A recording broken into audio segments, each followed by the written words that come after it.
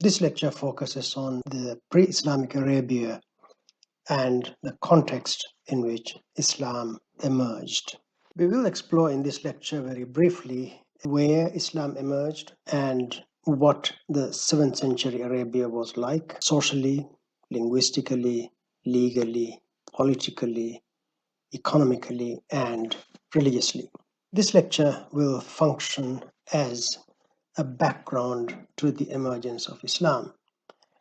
What was happening in pre-Islamic Arabia just before the emergence of Islam is important for understanding a number of Islamic ideas, practices, and values.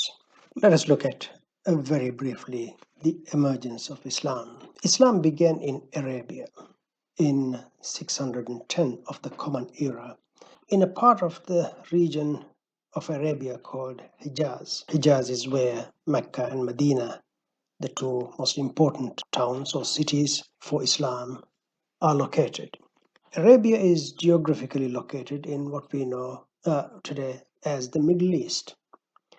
In the 7th century, when Islam was born, Arabia was located right in the center of the old world between three of its major continents: Africa, Asia, and Europe. In a sense, Arabia can be considered a good meeting point for several civilizations and peoples and regions. So, what was Arabia like? Let us look at the environmental context first. Arabia is a peninsula surrounded by the Red Sea on one side and the Arabian Sea on the other. It is a dry, arid area largely without any major rivers or lakes, with a large desert in the center. Living conditions were challenging for most people who lived in Arabia in the 7th century, 6th century, early 7th century. The climate was harsh. It was very hot in summer and quite cold in winter. The lack of water in many parts of Arabia meant people couldn't grow crops. Many were nomadic, which meant they moved regularly in search of water for their livestock and for themselves. Many raised sheep, goats, camels, or other animals for food and lived off the land as they could. Some people also were settled in towns near large oases, which provided a water source and some fertile land. For many people in Arabia, daily life would have been hard. Their main focus was simply on subsisting. This is the case mainly for the nomadic people.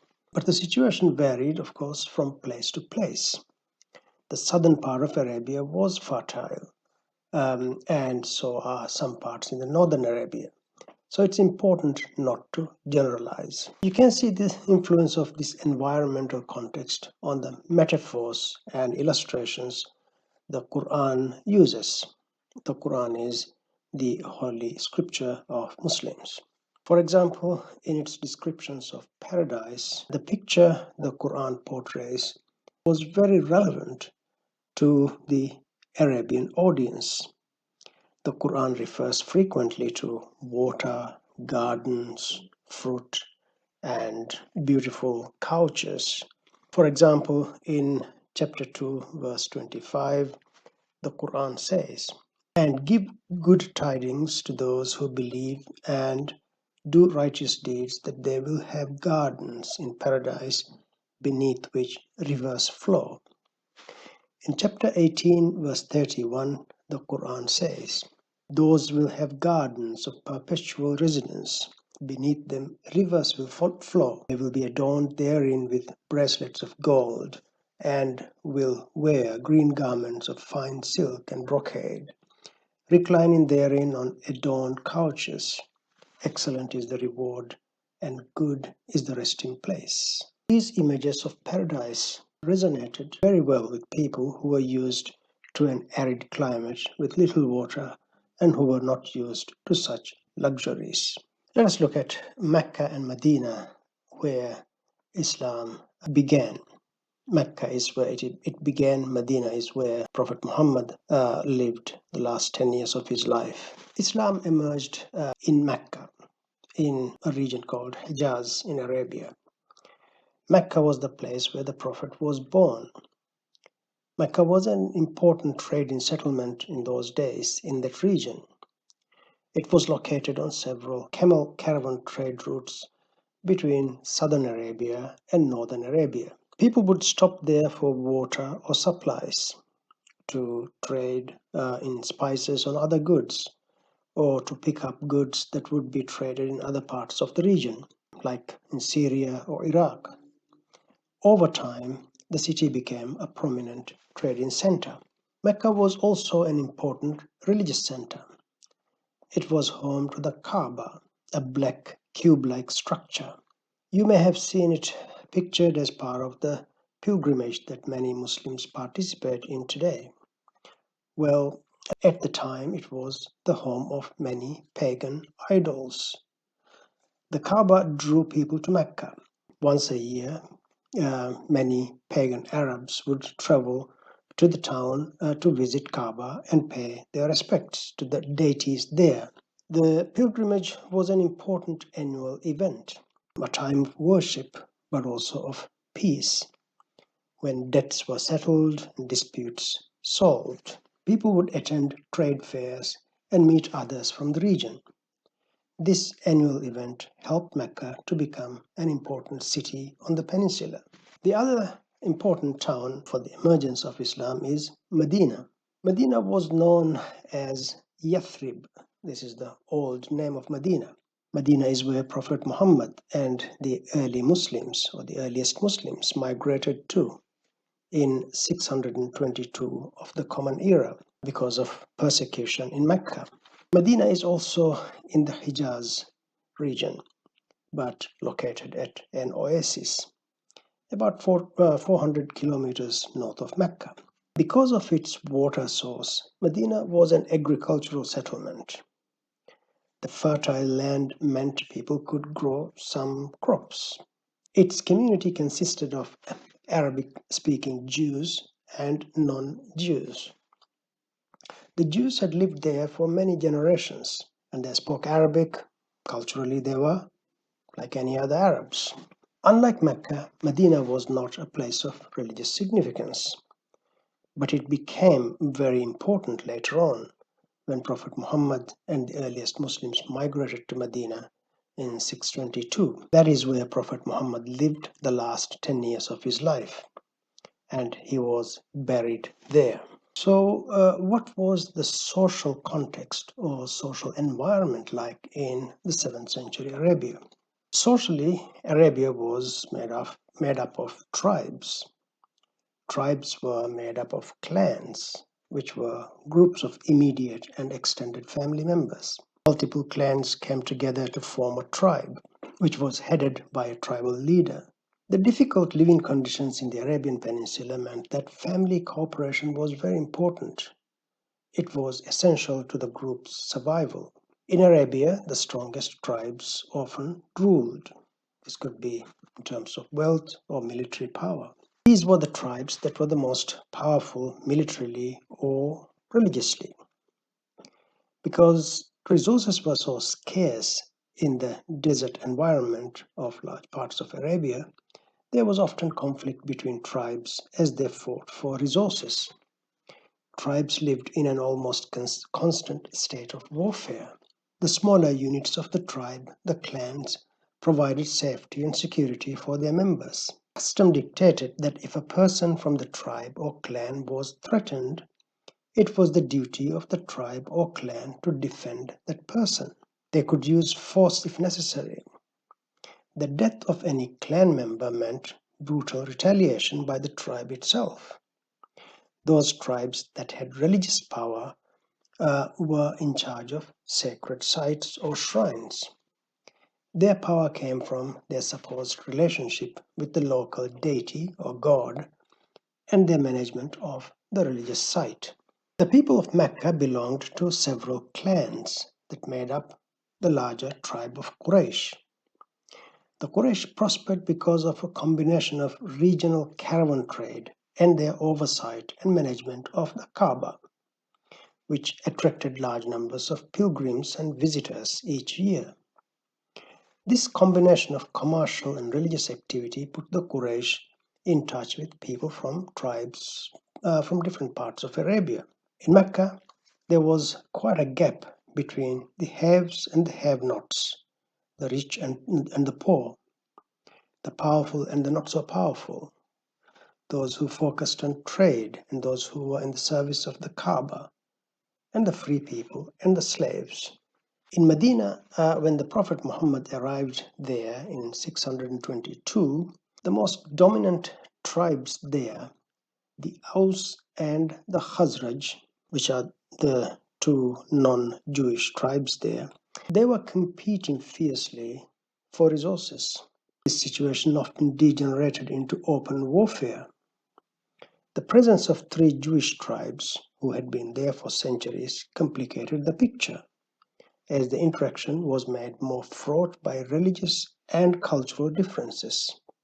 Of course, tribal differences are important too.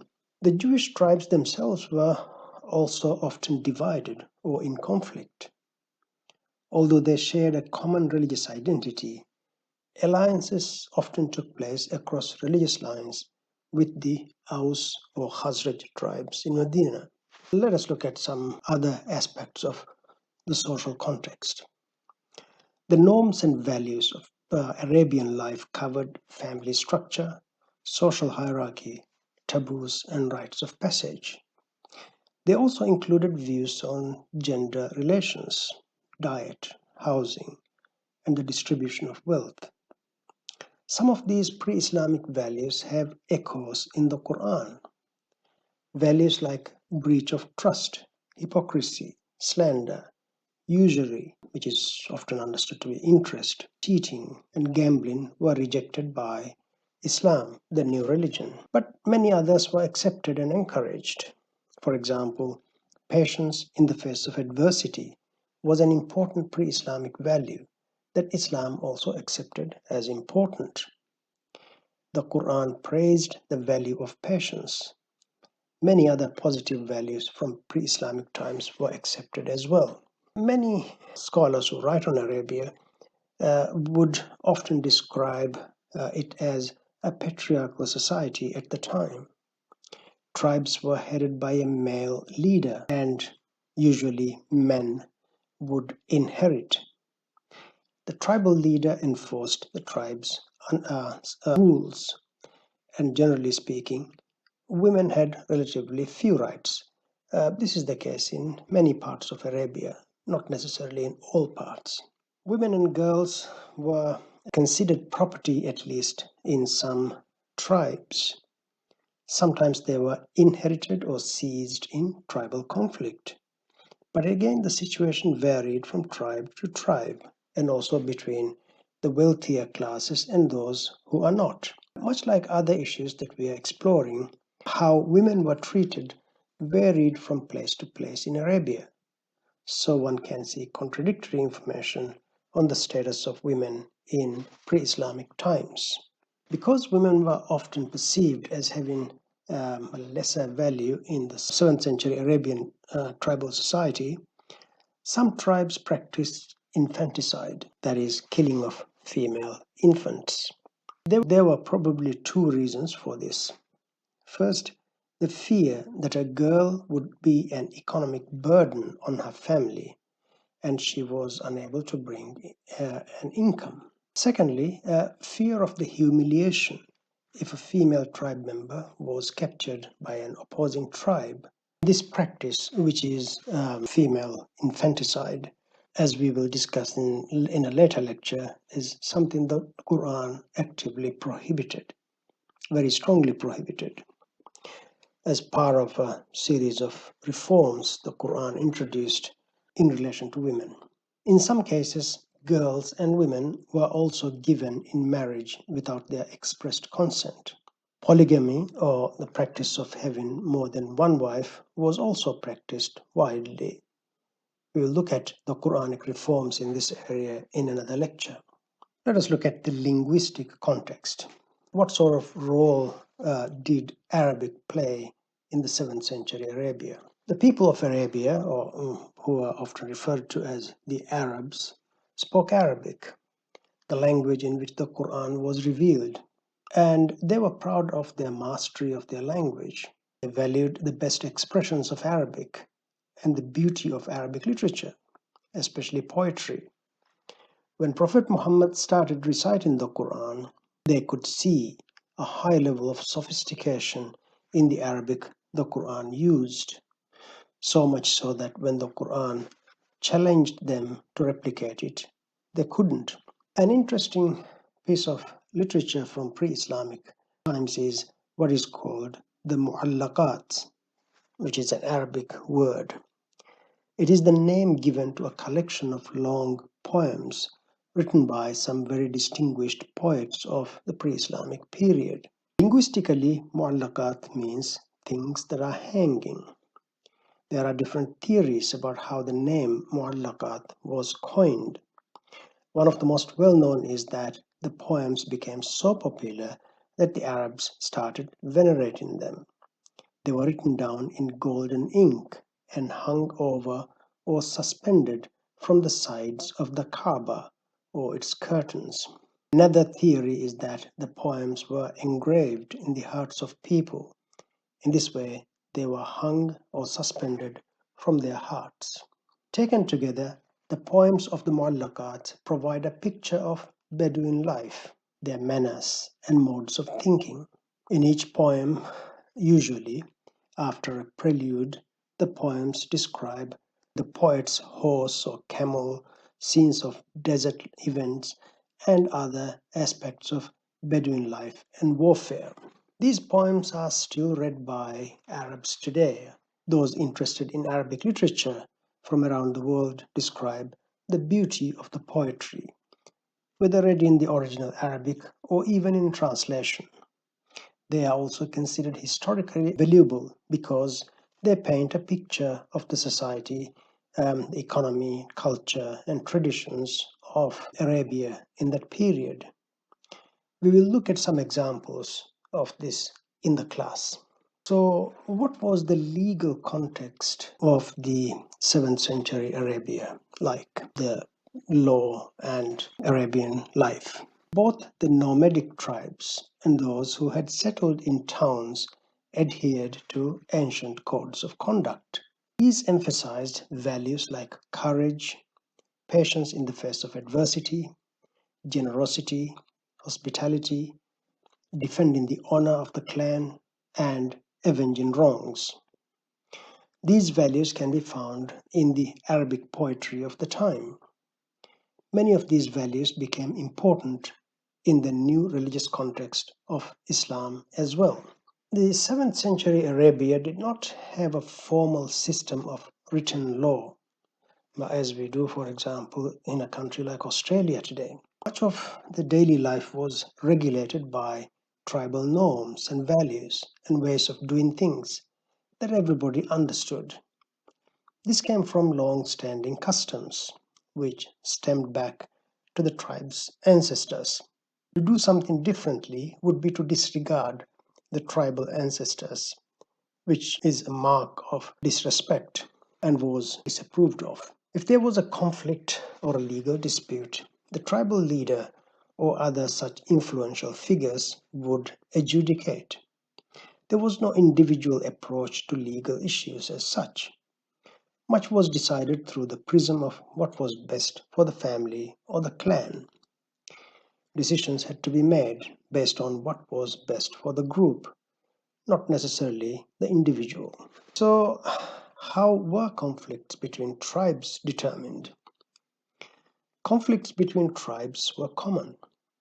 These were settled either by armed warfare or with the help of a mediator. A mediator, also known as Hakam, was someone with great prestige in the local area. They were usually elderly men, trusted by both parties to the conflict, who were known for their honesty and impartiality. Their job was to find a compromise that both parties were happy with. However, they were not judges. They could only make a proposal for a compromise. Prophet Muhammad, after his migration to Medina, served as a mediator in the conflict between the various Arab tribes, or between them and the Jewish tribes living there. Like other mediators, he was known for his honesty and impartiality. If no compromise was reached, a tribe could take the matter to the priest of a holy place or shrine. If that also failed, the only way to resolve the issue would be to turn to warfare and violence. What other kinds of law was common in Arabia at the time? Contracts could be an example, but usually contracts were not written agreements. They were sealed with an oath in the presence of several witnesses in public. How were criminal offenses punished? Criminal offenses were usually punished by retribution from the victim's tribe. The penalty was usually severe. Retribution often depended on the social standing of each tribe or the person. If the injured tribe had a higher social status, they could demand, for example, 2 victims instead of 1. In practice, the system of blood revenge led to cycles of retaliation and tribal conflict that escalated. What was the political context of 7th century Arabia like? There was no single state or empire that controlled the region of Arabia. As I mentioned, it was largely tribal, and each tribe had its own way of managing its affairs. Outside Arabia, the region was dominated by 2 great superpowers, the Byzantine Empire and the Sassanid Empire. This is the Sassanid Empire, and this is the Byzantine Empire. The Byzantine Empire was largely to the north or northwest of Arabia, with its capital in Constantinople. It was predominantly Christian in religion and Greek in culture. The Sassanid Empire was to the north and northeast of Arabia. Its capital was in modern-day Iraq. It was predominantly Zoroastrian in religion and Persian in culture. These empires had been locked in conflict with one another since the middle of the 6th century, or even before, alternatively seizing and losing control of important centers in the region, and sometimes even their respective capital cities. Politically, much of Arabia, apart from some areas in the north and some areas in the south, remained outside the direct influence of these 2 empires. Mecca, the city where Islam emerged, was in the region where the 2 empires had no direct influence. There was no one single ruler in Mecca. Mecca was ruled by a group of influential elders from the dominant clans, who governed through an informal consultative process. With the rise of Islam, the Arabs largely overcame their tribal differences to a large extent and formed a confederation based on a unified message, that is the Islamic message, and a goal. What was the economic context of Arabia like at the time? One important part of the economic environment or economic context of Arabia was caravan trade. Economically, Mecca was reliant on it and on the trade that came from visitors from other parts of Arabia. People from different tribes and religious backgrounds came to Mecca for trade or for pilgrimage, and the Meccans seem to have made a reasonable level of income from this. But there was a large gap between the rich and the poor in the city. Marginalized groups like orphans, the slaves, for example, had no access to the wealth generated from trade or even religious pilgrimage. In many texts of the Qur'an, you can see its concern about justice and fairness when it refers to categories of people who are often marginalized in the society at the time. Of course, this is just about Mecca. One can actually look at other parts of Arabia as well. Again, the situation varied from place to place in Arabia. Some relied heavily on trade, others relied on agriculture, others were nomadic tribes who had other areas of focus as far as economic activity is concerned. Let us look at the religious context. Religion was closely linked to the social systems and structures of Arabia. Tribes worshipped different gods and goddesses. They were polytheists or believers in multiple gods. Their deities were revered as protectors of the tribe. But these pagan gods were feared rather than loved. For the polytheistic Arabs, religious life was used mainly for striking bargains with a god or making offerings in return for favors. The gods were to be appeased through rituals like sacrifice and pilgrimage. Tribal deities were represented in the form of stones, trees, or sculptures. Some were associated with a sacred place. For example, the sanctuary in Mecca was reported to house more than 300 deities. There were large Christian and Jewish communities throughout Arabia. The northern parts of Arabia were largely Christian. In the south, and also some central areas, there were many Christian and Jewish communities. When Prophet Muhammad began to teach his new religion, Islam, Mecca was firmly in the polytheistic world. The Qur'an makes many references to the polytheists and to their worship of idols. The Qur'an strongly rejected the worship of multiple gods. For example, in chapter 16, verse 51, the Qur'an says, "And Allah has said, do not take for yourselves two deities. He is but one God, so fear only me."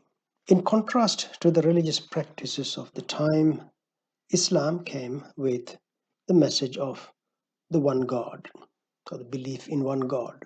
But monotheism, or belief in one God, was not entirely unknown when Islam was born. The Arab Christians and Jews were very familiar with the idea of one God. There was also a local form of monotheism practiced by people who called themselves Hanifs. They were not Christian or Jewish. In Mecca and Medina and the surrounding regions, religious communities lived side by side.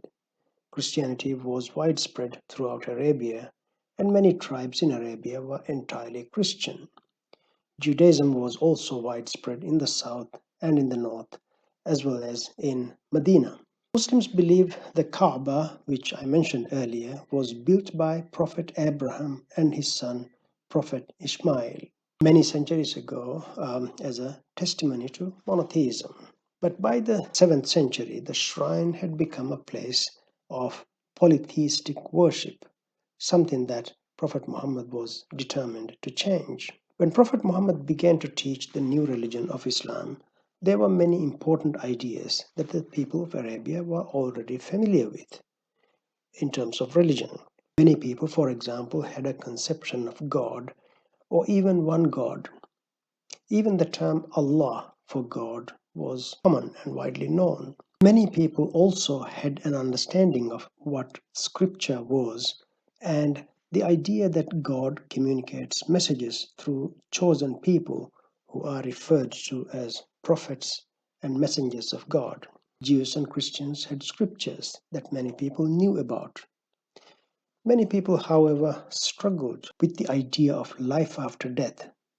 For many people in Arabia, this was probably one of the most difficult ideas Prophet Muhammad preached.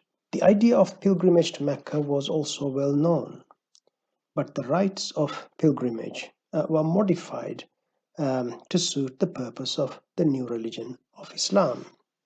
Some practices that were considered unacceptable in the pilgrimage were dropped, and Prophet Muhammad introduced new practices instead. When Prophet Muhammad began to teach the new religion of Islam, the Islam assumed that many of its ideas, concepts, and even vocabulary were already known in the community. Naturally, the new religion would come to define them in its own unique way. We will look at Prophet Muhammad and the rise of Islam in another lecture. In summary, we have looked at the social, linguistic, legal, political, economic, and religious context in which Islam emerged in the early 7th century. Understanding in the context of the 6th and early 7th century Arabia is extremely important for understanding a number of ideas, values, norms, and practices Islam introduced.